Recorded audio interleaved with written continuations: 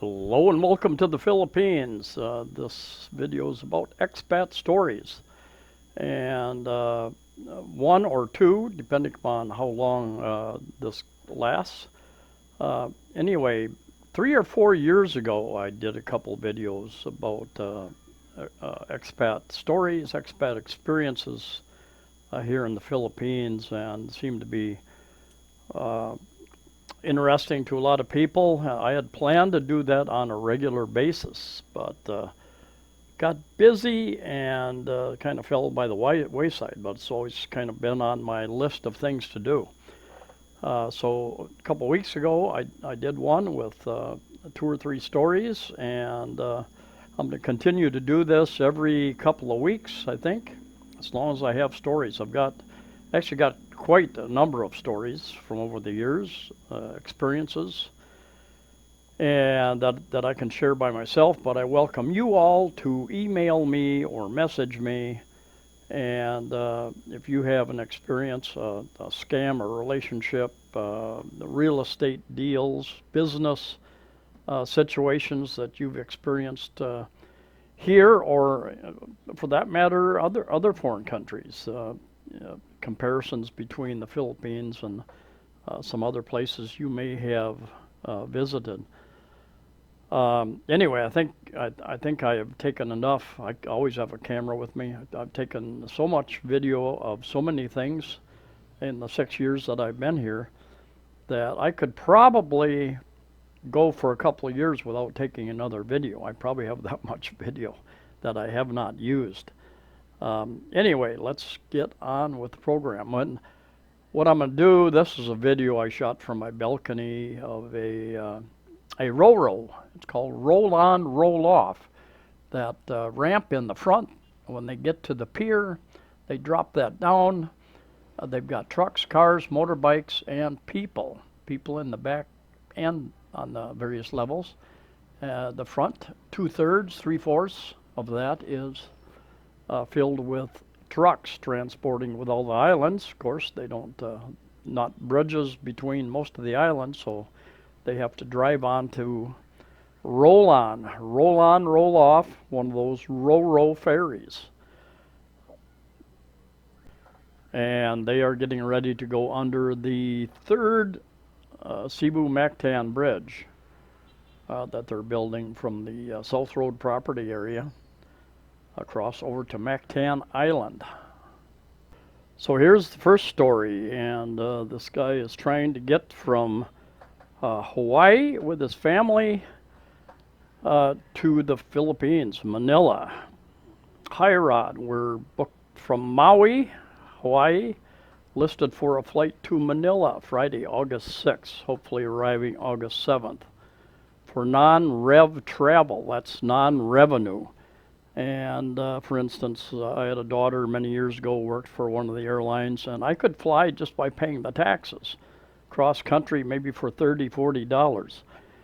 And she could, well, you get those privileges being an employee of an airline and their partner airlines, and also many people in the travel industry, hotels, different hotels, travel agents get those types of perks as well. And non-revenue travel, you can have good luck or not so good luck. Anyway, the non-rev travel, it does look brutal. Not many seats. Might get stuck on Guam, then my asawa will give me heck. Looks like the Philippines going backwards again, but committed to going. Wish us luck. I got a buddy that works for United Airlines. He'll keep me posted. I keep getting confused on requirements. As Balikbayans, I didn't think I or our daughter needed a 9A visa, so got to call the consulate in the morning, and of course they never answer. But I will email you if we make it. Then we get to quarantine for 10 days. Then we will fly to Tacloban and drive to Ormoc. Tacloban and Ormoc are over on the island, the eastern island of Leyte. Now I have to sign up for the swab test, Pad Lab he calls it, and I did the Health Pass and Trace app on his phone. When my wife got her visa, this is a kind of a addendum to that email. When my wife got her U.S. visa, I went to Cebu to get her. She went to Cebu from Hawaii, then Manila, and back to Hawaii in 2 days. Went straight from graveyard shift at Marriott in Lahaina to, I can't pronounce those Hawaiian names. Anyway, just made the flight to Incheon, which is Korea.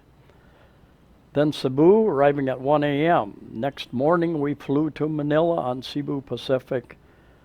Then HA back to Honolulu, I believe. Then OGG, not sure what that.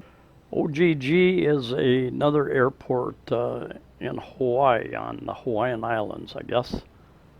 That's when Hawaiian Airlines flew to Manila. I had a horrible boss at that time, and he wouldn't even let me off an extra day to pick up my bride. He later got canned. I was in the Philippines for 15 hours, the life of a non-revenue flyer. And I finished out my 34 years at the Marriott when I hit 62. That's my story. And I've got some additional information as he's trying to, and finally gets to the Philippines. Here we go. Went to Honolulu on August 6th from Maui to catch United Airlines to the Philippines. Wife and daughter in tow. It did look pretty good a day before. The day of the flight, 60 non-revenue flyers are now listed for the flight, with 37 seats available. That's not good. We were number 45. United Airlines employees go first. So back to Maui, Hawaii. Bit the bullet, bought real tickets on Philippine Airlines for August 20th. So it went from August 6th to August 20th. That disrupts the plans a bit. $3,600 US for 3 of us one way. Ouch! Some days this week were $2,400, $1,200 less, each or sold out. So no, in fact, each would have been a lot more. Anyway, it's better we got stuck in Hawaii than Guam. That flight turned iffy also. In all the years flying non-rev, always made it, even with the family. No longer. World gone crazy. Wife is actually pretty good about it. Her birthday was coming up, so real tickets is her birthday present. Less stress. Now I have to fill out all the forms again. Grr. And I've got more. I am here with family at the Sheraton Manila Bay Hotel. It's a quarantine hotel. I don't know if it's more fun in the Philippines yet, but we're going to Family Bond for 10 days here. Manila looks like always, cloudy, smoggy, but sun shining through. No balcony though. Held hostage to food, to hotel food, high prices. They don't allow outside food. On pickup, they allowed us to pick up some Chowking and 7-Eleven stuff before check-in. That's okay. At first, they said only 2 per room. Had to get 2 rooms. I had to get exemption to stay in 1 room. Really? We live, breathe, sleep, eat, fly together, but can't stay in 1 room? Glad when the craziness is over. Philippines looks like going backwards again. Got through the airport okay, did all the requirements beforehand, had to have our marriage certificate and wife's daughter's birth certificates. But we're here and we're going to get through it. And I'm going to go ahead and include a second story in here.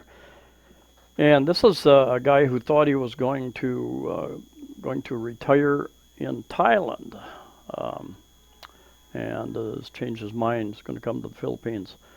I thought I was going to be able to retire in Thailand in 2019. I had done quite a bit of research, visited already, plus I obtained a retirement visa on my own. Unfortunately, I was never able to get enough health insurance in Thailand. I contacted and applied with at least a dozen different insurance companies, and I believe health insurance, fairly big health insurance policy is required, even that covers COVID if you're going to go to the Philippines or go to Thailand. So we applied with at least a dozen different insurance companies. None of them will cover you for pre-existing conditions. You can't get health insurance for pre-existing conditions. They won't sell it to you. So therefore, I would have to pay cash out of pocket forever for any health care related to a pre-existing condition. The cash price for doctor visits and prescription medication is not all that cheap compared to the U.S. and Medicare, at least not at Bangkok Hospital, Pattaya. A lot of people will tell you that it is, and they are wrong. Surgery might be. I couldn't research every type of health care at every type of facility, so I had to return to the States after just 3 months. Health care certainly appears to be much cheaper in the Philippines than in the U.S. I would say definitely, but you can still run up some really big bills if you're unfortunate enough to have a serious situation where you're in a long time. But going back to his statement, but I won't know for sure until I go over there, maybe in the fall of 2021. I could not afford to live in Thailand with such enormous holes in my health insurance. If not for that, I'd still be over there. My health is not bad, I'm just old. I can still go back for a month or two at a time, but it's a long flight from the U.S.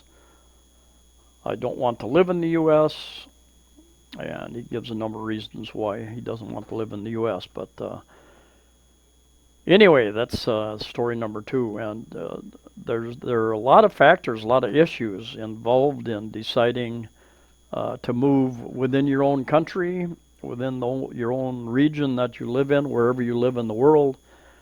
Many factors to consider: your health, medical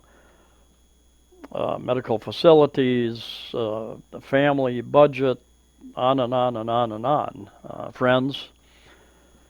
And so this is just one of many. I've gotten a number of comments over time saying, love Thailand, love the food there especially, but going to come and live in the Philippines.